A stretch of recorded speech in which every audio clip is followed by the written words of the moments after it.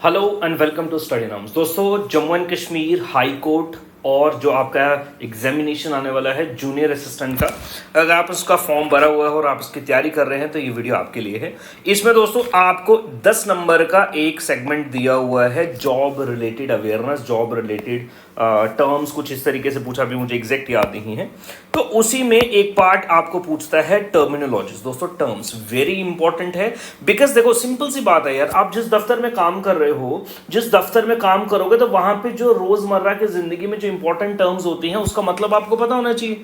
ठीक है, for example के लिए अगर आपके सामने वर्ड यूज किया जाए कंप्लाइज, ठीक है, या फिर कॉन्विक्ट यूज किया गया, एक्विटल वर्ड यूज किया गया, ठीक है, तो आपको वो पता होना चाहिए कि वो वर्ड क्या है, ताकि वहां पे आप अकोमोडेट कर पाए। इसलिए आपको ये टर्म जो है ये पूछी गई है।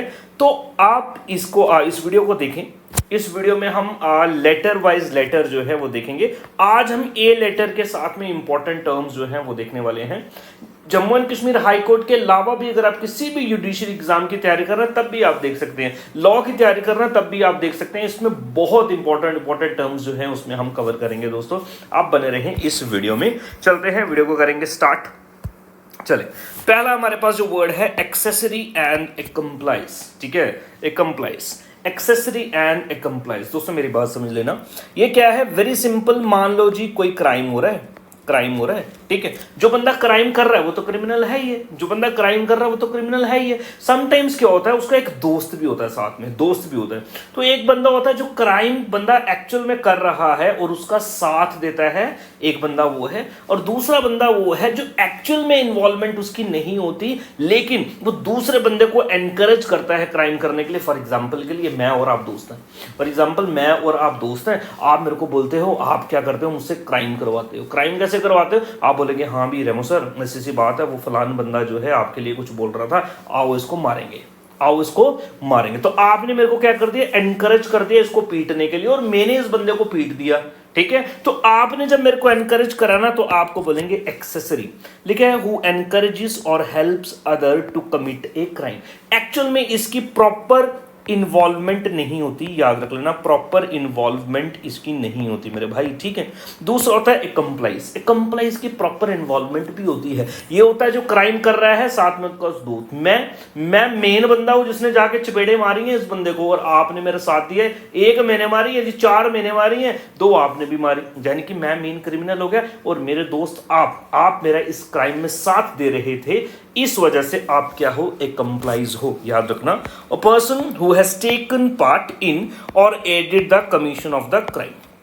पहला एक्सेसरी जो है, एक्सेसरी समझते ना, टाई बेल्ट जो होता है, एड ऑन जो होता है, उसको एक्सेसरी बोलते हैं। तो वही है, मतलब ये एडिशन, जो एडेड बंदा है ना, जो हेल्प कर रहा है, एनकरेज कर रहा है। ठीक है, तो याद रख लेना, एनकरेज इसको रहने देना इस तरीके से। ये हेल्प भी लिखेंगे, बट इनडायरेक्ट हेल्प कर रहा है दोस्तों, इनडायरेक्ट हेल्प कर रहा है, डायरेक्टली इन्वॉल्व नहीं है। लेकिन एक्म्प्लाइज जो है ये डायरेक्टली इन्वॉल्व होता है। ये है इनका डिफरेंस, एक्सेसरी और एक्म्प्लाइज का। दोस्तों आगे चलेंगे, नेक्स्ट अगले हमारे पास ये 3 वर्ड्स है, accused, convict, equity. Very very important, जल्दी से मैं आपको बता देता हूं तीनों में क्या डिफरेंस है। दोस्तों एक्यूज्ड, फॉर एग्जाम्पल के लिए मान लो एक क्राइम हो गया। क्राइम क्या हो गया जी, फॉर एग्जाम्पल ये बाहर मैं बाजार में जा रहा था, बाजार में क्या हो गया जी, एक दंगा फसाद हो गया, या किसी का मर्डर हो गया, कोई बॉम्ब ब्लास्ट हो गया।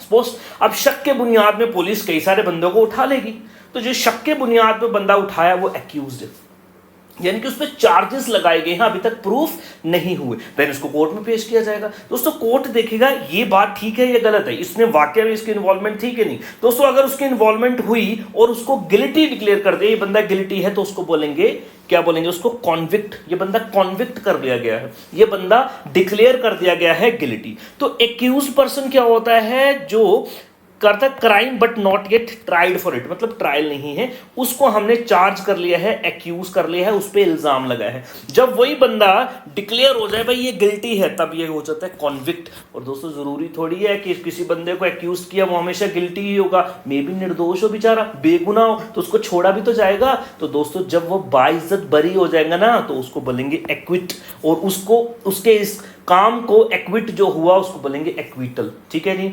Acquittal. A conclusion by a जज that accused person are not guilty, बोल रहा है वो गिल्टी नहीं है और उसने वो चार्ज, वो जो क्राइम के चार्ज लगे हैं वो उस बंदे ने नहीं किया। सिंपल भाई, शक के बुनियाद पे उठाया, किसी भी बंदे को शक के बुनियाद पे उठाया, वो एक्यूज्ड। और अगर एक्यूज प्रूव हो जाए ये गिल्टी है तब वो कॉन्विक्ट, और अगर प्रूव ना हो और उसको छोड़ दिया जाए तब वो एक्विट। तो ये बेसिक डिफरेंस है एक्यूज्ड, कॉन्विक्ट और एक्विट में। वेरी सिंपल, कोई ज्यादा इसमें परेशानी की बात नहीं है दोस्तों। नेक्स्ट है आपके पास टर्म एक्नॉलेजमेंट। एक्नॉलेजमेंट का मतलब होता है एक्नॉलेज करना, एडमिट करना, किसी चीज को मानना, ठीक है दोस्तों। अक्सर क्या होता है जब भी हम कोई लोन वगैरह के लिए अप्लाई करते हैं या किसी लीगल प्रोसीडिंग्स में जाते हैं तो एक फॉर्म जो है सामने वाला बंदा हमसे भरवाता है, वो फॉर्म ऑफ एक्नॉलेजमेंट होता है। उसमें क्या होता है, बोलता है आपने उस डॉक्यूमेंट में लिख रहा होता है भाई जो मैंने बातें बोली हैं, मेरा नाम ये है, मेरी इतनी प्रॉपर्टी है, मैं इतना लोन ले रहा हूं और मैं सूद बूद से मुझे सब चीजें पता है, मैं इसको एक्नॉलेज करता हूं दोस्तों, ठीक है, यही होता है। It is a method to certify or declare one's knowledge of some document. इस डॉक्यूमेंट की प्रॉपर नॉलेज मेरे को है, मैं एक्नॉलेज करता हूं। It is the statement of acceptance, मैं एक्सेप्ट करता हूं जो बातें इस डॉक्यूमेंट में लिखी हैं वो मैंने देखी हैं, वो सही हैं, ठीक है। और अगर इसमें कुछ गलत हुआ तो मेरे अगेंस्ट एक्शन भी लिया जा सकता है। इसका मतलब होता है एक्नॉलेजमेंट। लीगल डॉक्यूमेंट होता है दोस्तों, पेपर होता है, एक्नॉलेजमेंट, ठीक है। नेक्स्ट आपके पास एब्सकॉन्ड, ठीक है। Abscond, act of God, abandonment, abetment, abduction. देखिए दोस्तों आप समझना, एब्सकॉन्ड का मतलब सीधा हिंदी में बताऊं तो भगोड़ा। एब्सकॉन्ड का मतलब क्या होता है, भगोड़ा। फॉर एग्जाम्पल एक बंदा जेल में है, इसके ऊपर कोई चार्जेस लगाए गए हैं ना दोस्तों, ये बेल पे बाहर आ गया। अब बेल पे बाहर आ गया तो वापस कोर्ट इसको बुलाएगा, मेरे सामने पेश होना है। तो दोस्तों ये बंदा, जब कोर्ट ने इसको दोबारा बुलाया, ये बंदा आया ही नहीं और ये बंदा वहां से फरार हो गया। तो जब बंदा कोई फरार हो जाए ना तो उसको बोलते हैं एब्सकॉन्ड कर गया बंदा, तो ये भगोड़ा हो गया। When a person fails to present themself before the court, court के सामने अपने आप को प्रेजेंट नहीं कर पाता। When required, when such as when they have been released on bail and not return to court, वापस नहीं आया दोस्तों, एब्सकॉन्ड। एक्ट ऑफ गॉड दोस्तों वेरी सिंपल, ठीक है। ओम शांति ओम कौन सी मूवी है, OMG, अक्षय कुमार की मूवी है दोस्तों, अक्षय कुमार की मूवी है। उसमें परेश रावल साहब भी होता है, उसकी दुकान जो है वो ढह जाती है, ठीक है, दुकान जो है ढह जाती है, भूकंप होता है, तो वो केस कर देता है भगवान के अगेंस्ट, ठीक है, भगवान के अगेंस्ट केस कर देता। तो वहां पे इस टर्म का यूज किया रहता है, भाई ये एक्ट ऑफ गॉड है, इसमें इंश्योरेंस कंपनी बोल रही है हम कुछ नहीं कर सकते, ठीक है, ये किसी बंदे ने आपको इंजर नहीं किया, कोई चोरी नहीं हुई, ये एक्ट ऑफ गॉड है, एक्ट ऑफ गॉड को हम कवर नहीं कर सकते। एक्ट ऑफ गॉड का मतलब भगवान के द्वारा किया गया कोई काम। फॉर एग्जाम्पल के लिए अर्थक्वेक हो जाता है, कोई वॉल्केनो आ जाए, कोई फ्लड आ जाए, ठीक है, थंडर स्टॉर्म्स हैं आपके, तो ये एक्ट ऑफ गॉड होता है सिंपली।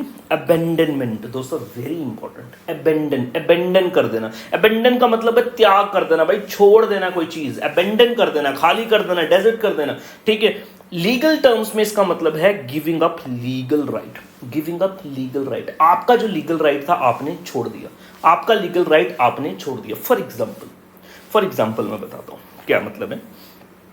फॉर एग्जाम्पल यहाँ पे एक मेल बंदा है, इसका नाम ए है, इसकी शादी होगी है बी के साथ। ए की शादी किसके साथ होगी, बी के साथ। ए आपका हस्बैंड है, बी उसकी वाइफ है दोस्तों। मान लो इनका डाइवोर्स हो गया, इसके पति ने इसकी बीवी को क्या कर दिया, डाइवोर्स दे दिया ना दोस्तों। इसका क्लेम क्या बनता है, इसकी बीवी का क्लेम क्या है कि उससे वो अलाउंसेस लेगी, जो खर्चा होता है रोजमर्रा की जिंदगी का, बीवी का हक बनता है, तो वो उसको बोलेगी भाई वो खर्चा देना है। मान लो ये विमेन जो है ये बोलती है कि ठीक है भाई मुझे क्या करना है, मुझे खर्चा नहीं चाहिए, तो दोस्तों अपना लीगल क्लेम तो था ना इसका, लेकिन इसने नहीं लिया, तो जब नहीं लिया इसको बोलेंगे अबेंडनमेंट। तो कोर्ट में इसका वकील बोलेगा कि भाई सर वो अबेंडन कर चुकी है, वो इट्स एक्ट ऑफ अबेंडनमेंट, वो लड़की ने अबेंडन कर दिया है, समझ गए, तो लीगल राइट को छोड़ दिए हैं दोस्तों, सिंपल। अबेटमेंट दोस्तों वेरी सिंपल, अबेटमेंट का मतलब समझना, अबेट का मतलब ही होता है रिड्यूस करना, लेस करना, डिक्रीज करना दोस्तों, ठीक है। फॉर एग्जाम्पल मान लो जी आपने किसी बंदे के 1 लाख रुपए ले लिए और आपने उसको बोला था जी मैं वापस दे दूंगा, आपने वापस नहीं दिए। ये बंदा कोर्ट में पहुंच गया कि जनाब मेरा 1 लाख रुपए ले गया, वापस नहीं दे रहा है, ठीक है। अब कोर्ट में चले गए, इस बंदे के पास है ही नहीं, कोर्ट उसको बोल रहा है भाई पैसे दे वापस, वो बोल रहा है जनाब मेरे पास है ही नहीं, मैं मजदूर हूं। तो कोर्ट उसको बोलेगा ठीक है मैं आपकी पेमेंट को पोर्शंस में तोड़ देता हूं और आपको थोड़ा थोड़ा पेमेंट है इस टाइम पे इसको देना है, वही लिखा है। रिड्यूसिंग पेमेंट्स को रिड्यूस कर दिया टू क्रेडिटर मतलब जिसने उधार दिया था, ठीक है, इन प्रोपोर्शन। अब वो क्या करेगा, प्रोपोर्शन में पैसा जो है उसको मिलेगा जो डेटर है, जिसने डेट लिया, और क्रेडिटर है जिसने क्रेडिट दिया। तो लेने वाले को जो पैसा है वो अब छोटी छोटी किश्तों में मिलेगा, प्रोपोर्शन में मिलेगा, उसको अबेटमेंट बोलते हैं। अगला दोस्तों एब्डक्शन का सीधा सा मतलब है दोस्तों किडनैप कर लेना। एब्डक्शन का मतलब क्या है, किडनैप कर लेना, किसी को ले लेना बाय फोर्स, ठीक है। Taking someone away by force, किसी को चुरा लिया तो आप किडनैप कर लिया, उसको हम वर्ड यूज करते हैं एब्डक्ट कर लिया, और इस पूरे काम को बोलेंगे एब्डक्शन, ठीक है, बोलेंगे एब्डक्शन। नेक्स्ट है दोस्तों आपके पास एक्विंटेंस रेप। एक्विंटेंस रेप का मतलब दोस्तों, एक्वेंट का मतलब क्या होता है, एक्वेंट का मतलब होता है जान पहचान, किसी को जानते हैं, जैसे कि आप और मैं एक्वेंट है, ठीक है, मैं आपको जानता हूं, आप मेरे को जानते हैं, आप मेरे स्टूडेंट हैं, मैं आपका टीचर हूं, ठीक है, मैं पढ़ा रहा हूं, आप पढ़ रहे हैं, ठीक है। तो एक्विंटेंस रेप का मतलब ये है, अगर रेप कई सारे तरीके के हो सकते हैं, ऐसा रेप एक बंदा जो रेपिस्ट है, ठीक, जब ये रेपिस्ट इस विक्टिम को जानता है, इनका आपस में थोड़ा बहुत जान पहचान है, उसको बोलते हैं एक्विंटेंस रेप। एक तो वो हो गया ना जिसको कोई, अभी ये लड़की यहां से जा रही है, ये बंदा इसने देखा इसको और इसकी गंदी नजर पड़ गई, ये जानता नहीं है और उसका रेप कर दिया, ठीक है, ठीक। तो वो है कुछ जानता नहीं है, लेकिन जब वही जानने वाला बंदा, फॉर एग्जांपल पड़ोसी हो सकता है, फॉर एग्जांपल मोहल्लेदार कोई बंदा हो सकता है, कोई स्कूल मेट हो सकता है, कॉलेज मेट हो सकता है, काम करने वाला साथ में हो सकता है, वो क्या हो जाएगा, रेप किसकी कैटेगरी में आएगा, एक्विंटेंस रेप की कैटेगरी में आएगा। अगला है दोस्तों एडजर्नमेंट। इंडियन पॉलिटी में भी आपको ये देखने को मिलता है दोस्तों, तो आपने देखा ना, तो कोर्ट इज एडजर्न, ऐसे बोलते हैं समटाइम ना, तो कोर्ट इज एडजर्न। एडजर्न का मतलब होता है दोस्तों पोस्टपोन कर देना, ठीक है, पोस्टपोन कर देना। A postponement of a case hearing to later date. For example के लिए आज मान लो सपोज आज है 1 अक्टूबर, अभी यहाँ पे एक हियरिंग चल रही है, तो कोर्ट जज बोल देगा भाई इसको हम क्या कर रहे हैं, एडजर्न कर रहे हैं, कब तक, अब नेक्स्ट जो हियरिंग होगी वो होगी 20 अक्टूबर को एडजर्नमेंट मतलब इसको अभी के लिए रोक के पोस्टपोन कर देना किसी नेक्स्ट डेट में। नेक्स्ट है एक्विटल, वही दोस्तों एक्विट से बनता है एक्विट हम पीछे देख के आए दोस्तों। एक्विट का मतलब यह है कि वाइजत बरी हो गया भाई, ठीक है, इसको लेके तो गए थे, ये एक्यूज था, लेकिन एक्यूज की गिल्टी प्रूफ नहीं हुई, इसलिए ये एक्विट हो गया। कंक्लूजन बाय जज that the accused person is या फिर और not of guilty commission of the charge offence, जो इस पे चार्ज किया है ये बंदा उसका गिल्टी नहीं है दोस्तों, ठीक है। नेक्स्ट है हमारे पास एक्टस रियस मेंस रिया दोस्तों, वेरी कॉमनली यूज्ड और बड़ा ये चक्कर में डाल देता है, बच्चों को चक्कर में डाल देता है। हम देखेंगे एक्टस रियस और मेंस रिया में क्या फर्क है। एक्टस रियस और मेंस रिया में क्या फर्क है दोस्तों, वेरी सिंपल दोस्तों, जब भी क्राइम होगा ना, क्राइम में 2 कंडीशन आपको फुलफिल करनी है। अगर क्राइम को प्रूव करना है ना, क्राइम को 2 कंडीशन आपको फुलफिल करनी। फॉर एग्जाम्पल मैं आपको 2 सिनेरियो देता हूं, ठीक है। फॉर एग्जाम्पल एक बंदा है, उसका काम ही क्या है, लोगों को मारना। उस बंदे का काम क्या, लोगों को मारना, वो क्या है, वो शूटर है। तो उसको कोई सुपारी देगा भाई फलान बंदे को मार रहा है, और ये जाएगा, इसका काम ये सोच के आया हुआ कि मैं इसको मारूंगा, ठीक है। तो जब ये सोच के आया हुआ है तो इसका क्रिमिनल इंटेंट है सर, बिल्कुल है, और इसने मारा, इसने फिजिकली भी वो फिजिकल एक्ट भी कर दिया, तो यानी कि इसका इंटेंट भी है और फिजिकल एक्ट भी हुआ। ये दोनों चीजें होने की वजह से ही एक बंदा क्रिमिनल होता है। फॉर एग्जाम्पल समटाइम्स ये भी होता है कि हम किसी बंदे को मारते हैं लेकिन हमारा क्रिमिनल इंटेंट नहीं होता भाई। फॉर एग्जाम्पल के लिए चलो यार यूजुअल सिंपल बात करेंगे, मान लो यहाँ पे एक गर्ल है, अभी कोलकाता में आपको पता हुआ है, ठीक है। अब इस गर्ल को क्या करते हैं, रात को कुछ लोग छेड़ते हैं और इसको रेप करने की कोशिश करते हैं सपोज, और ये लड़की अपने आप को बचाने के लिए, अपना रेप बचाने के लिए सपोज आस में कोई पत्थर पड़ा, वो पत्थर उठा के इनके सर में मारती है और इसकी मौत हो जाती है दोस्तों, ठीक है। फिजिकल एक्ट हुआ है सर, हुआ है। क्या क्रिमिनल इंटेंट था, नहीं था। उसके माइंड में था कि मुझे इनको मारना है, नहीं था। वो अपनी सेल्फ डिफेंस में, समटाइम्स आपने कोर्ट में भी देखा होगा, बोलते हैं जनाब इसने सेल्फ डिफेंस में मारा, इस वजह से इसको सजा नहीं होगी। तो दोस्तों क्राइम को प्रूव करने के लिए 2 चीजें फुलफिल करनी है, क्रिमिनल माइंड भी होना चाहिए, इंटेंट भी क्रिमिनल होना चाहिए, और फिर फिजिकल एक्ट भी होना चाहिए। समझ रहे हो? फिर फिजिकल एक्ट भी होना चाहिए, ठीक है? तो actus reus, actus reus, act का मतलब भाई फिजिकल एक्ट, ठीक है नहीं? Physical act. और मेंसरिया, मेंसरिया का मतलब भाई मेंटल, मेंटल इंटेंट। बोल रहा है mens rea is a mental element and actus reus is a physical element. These both are essential factor establishing a crime. The only difference मैंने आपको बता दिया, दोनों कंडीशन फुलफिल होंगी, actus reus and mens rea, तो ही एक बंदा क्रिमिनल होगा, अदरवाइज बंदा एक क्रिमिनल नहीं होगा। जैसे आपने एक मूवी देखी होगी रुस्तम, अक्षय कुमार की मूवी है रुस्तम, ठीक है? रुस्तम उसमें नेवी ऑफिसर होता है, ठीक है? नेवी ऑफिसर होता है और वो एक बंदे की जान ले लेता है गोलियां मार के, ठीक है? और उसमें वकील उसको यही फिर उसको बचा रहा होता है, डिफेंड कर रहा होता है, और उसमें उसको बोलता है कि भाई इसकी ट्रेनिंग ही सर ऐसी थी कि इस बंदे ने, जिसको इसने मार दिया, इसने इसके सामने बंदूक तांगी, जैसे ही तानी बंदूक और सर इसका माइंड जो है वो एक्टिव हो गया, क्योंकि इनकी ट्रेनिंग ऐसी थी, इसका इंटेंट नहीं था तो बाइज्जत बरी किया जाता है, ठीक है? तो अगर आपका इंटेंट नहीं होता तो आप बच जाओगे, यानी कि आपने जाने जाने में मार दिया, वो बात अलग होगी। एक्टस रियस एंड मेंस रिया, आपको समझ आई होगी होप, ठीक है? नेक्स्ट है आपके पास एडमिसिबल एविडेंस। दोस्तों एडमिसिबल एविडेंस हो तो मैंने साथ में इसलिए इन एडमिसिबल एविडेंस भी कर दिया। Difference between admissible and in admissible, very simple, very simple. Admissible जो एडमिट किया जा सके, जो एडमिट किया जा सके, इन एडमिसिबल जो एडमिट नहीं किया जा सके। फॉर एग्जाम्पल दोस्तों, जब भी केस लड़ता है, जब भी केस चलता है दोस्तों, ठीक है? एक बंदा डिफेंडेंट होता है, ठीक है, जो बंदा अपने आप को डिफेंड करने की कोशिश करता है, और दूसरा बंदा एक विक्टिम होता है, जिसके साथ वो घटना हुई है, इसने केस लगाया है, इसके अगेंस्ट लगाया है दोस्तों, ठीक है?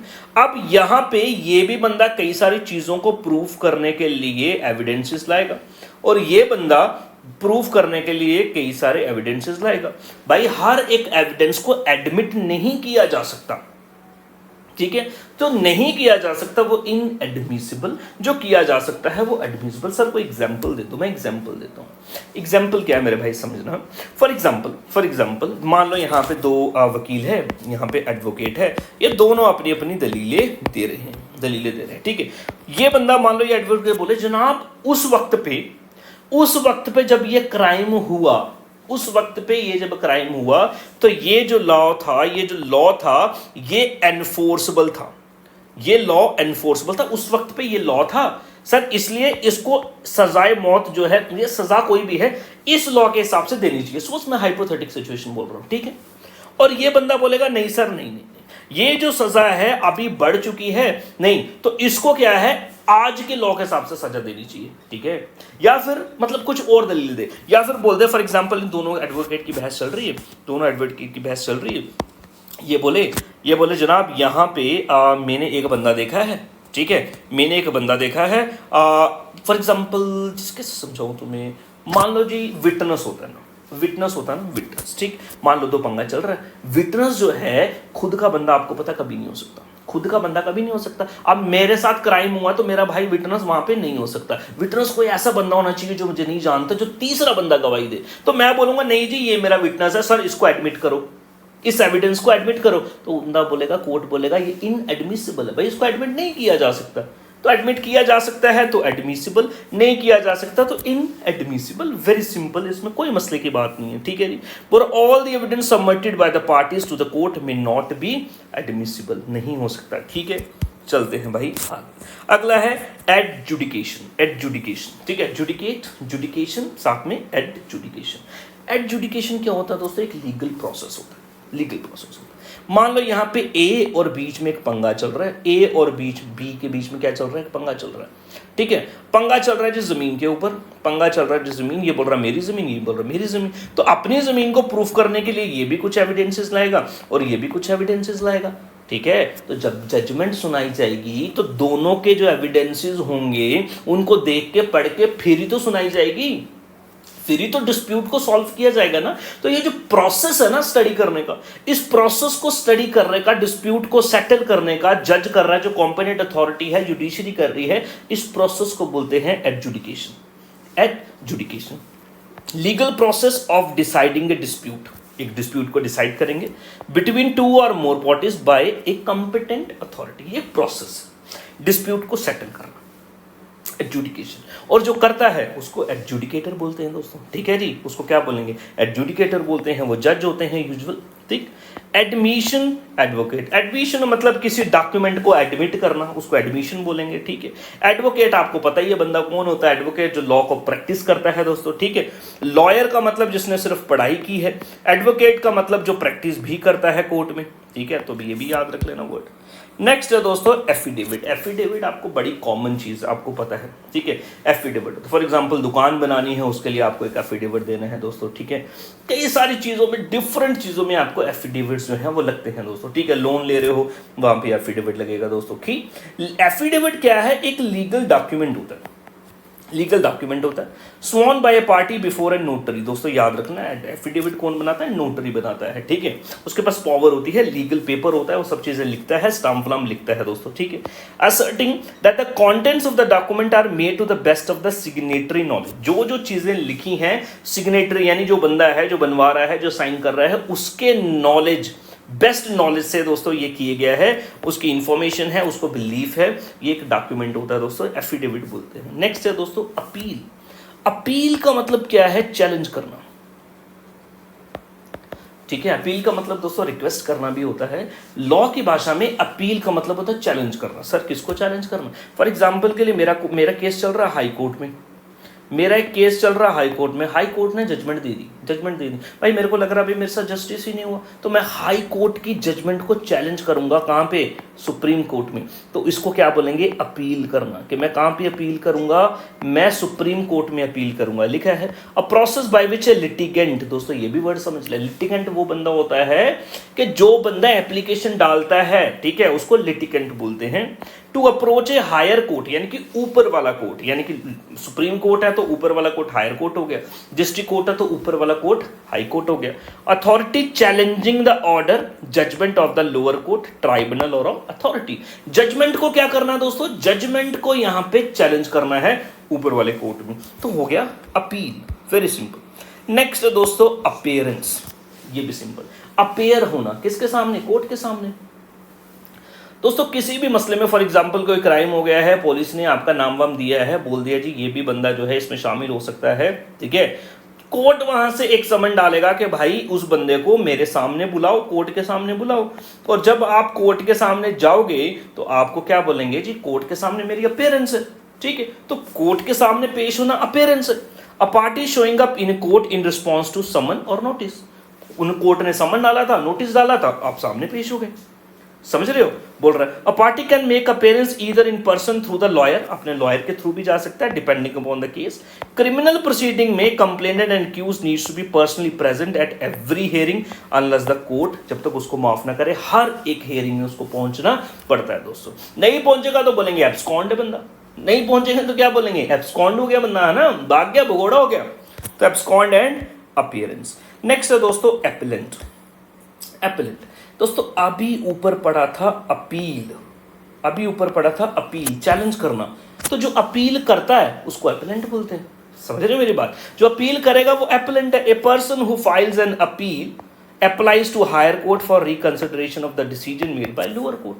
भाई रिकंसिडर किया जाए, सर मैं सेटिस्फाई नहीं हूं उस डिसीजन से, रिकंसिडर करो, तो मैं अगर उसको अपील करूंगा तो मैं क्या हो जाऊंगा, एपेलेंट हो जाऊंगा, मैं क्या हो जाऊंगा, एपेलेंट हो जाऊंगा। दोस्तों साथ में मैं आपको बता दूं, अगर आप Jammu and Kashmir high court की तैयारी कर रहे हैं तो स्टडी नाउ आपको सिर्फ और सिर्फ 500 रुपीज में कोर्स देगा, जिसमें सारी सेक्शंस हम आप देखेंगे बहुत ही ज्यादा कॉम्प्रिहेंसिवली कवर करने वाले हैं। सारी के सारी टर्मिनोलॉजीज, सारी के सारी जुडिशरी, सारी की सारी टर्म्स, इवन करंट अफेयर्स, सब चीजें कवर की जाएंगी। टर्म्स और जुडिशरी मैं ही आपको पढ़ाऊंगा।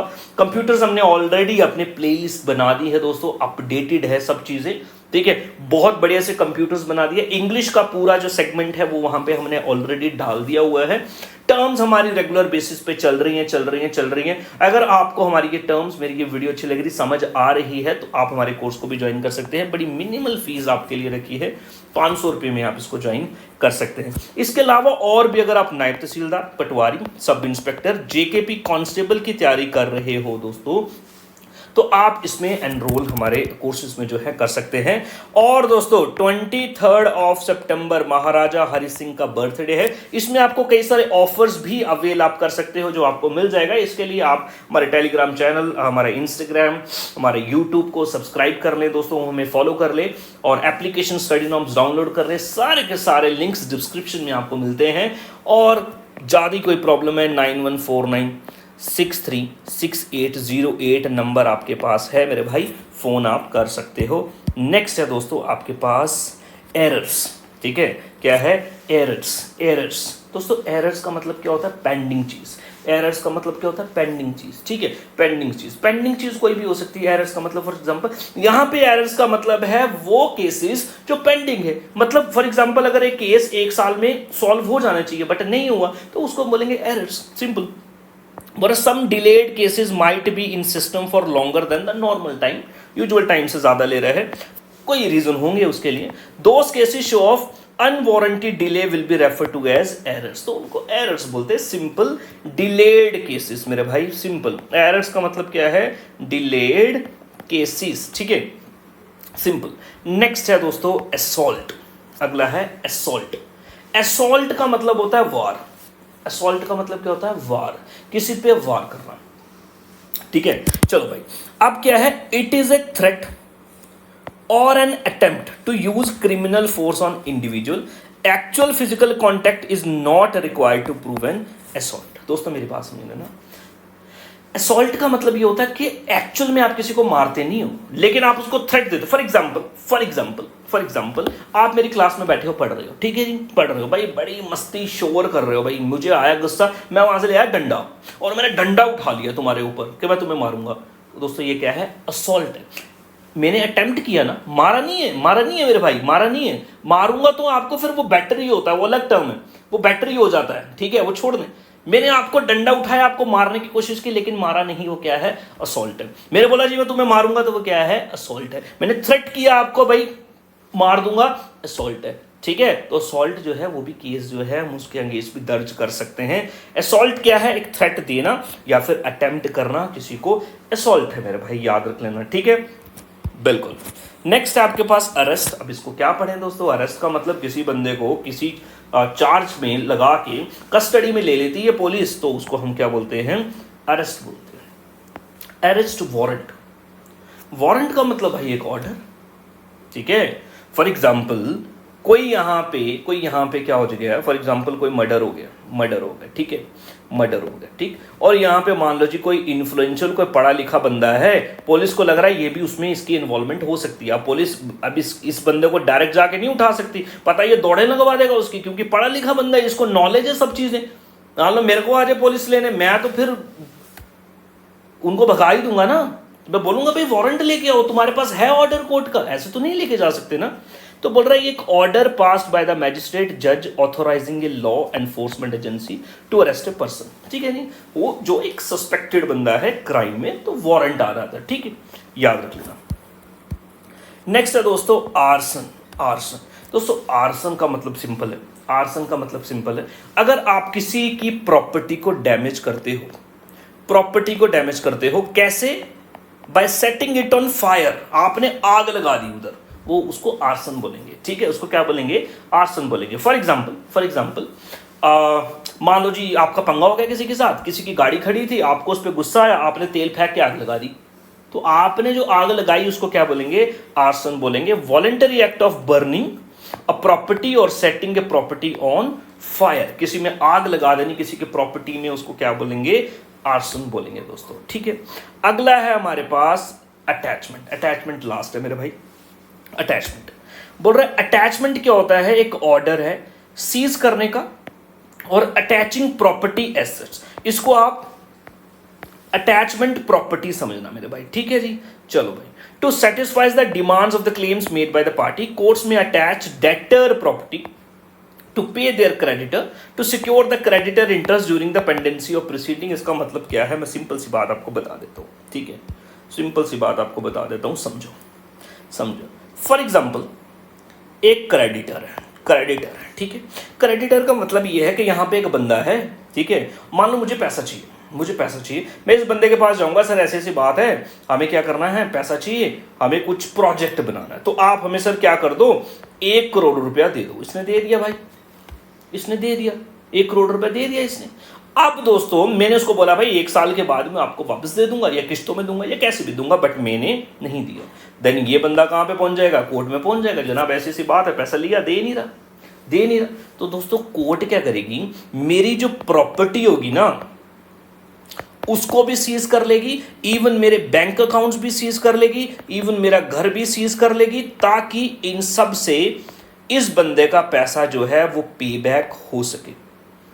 क्या किया जाए, पे बैक हो सके। तो इस जो प्रॉपर्टी को है ना, जो इसको पे बैक करने के लिए वो जो अपने कब्जे में ले लेगी ना अथॉरिटीज, उस प्रॉपर्टी को क्या बोलते हैं, अटैचमेंट। क्या बोलते हैं, attachment property. Attachment property is that property जिसको बेच के अगले क्रेडिटर का पैसा वापस दिया जाएगा दोस्तों। ठीक है, तो ये थे ए से सारे के सारे इंपॉर्टेंट टर्म्स, ठीक है, जो इंपॉर्टेंट है, जो आपके एग्जाम्स में पूछे जा सकते हैं। ये सारी की सारी बातें मैंने आपको बता दी। वीडियो अच्छी लगी लाइक जरूर कर दे, कमेंट में मुझे जरूर बता दे। मेरी सिंपल सी बात है भाई, मेरा वीडियो चलता नहीं तो मैं बंद कर देता हूं, तो और बंद ही कर दूंगा, अगर नहीं ये चला तो मैंने बंद ही कर देना, ठीक है, क्योंकि मेरे को कोई शौक नहीं है फालतू में अपना टाइम वेस्ट करने के लिए। आपके लिए यूट्यूब पे डाली है तो उसको पे बैक करो, समझ गए। चलो, थैंक यू।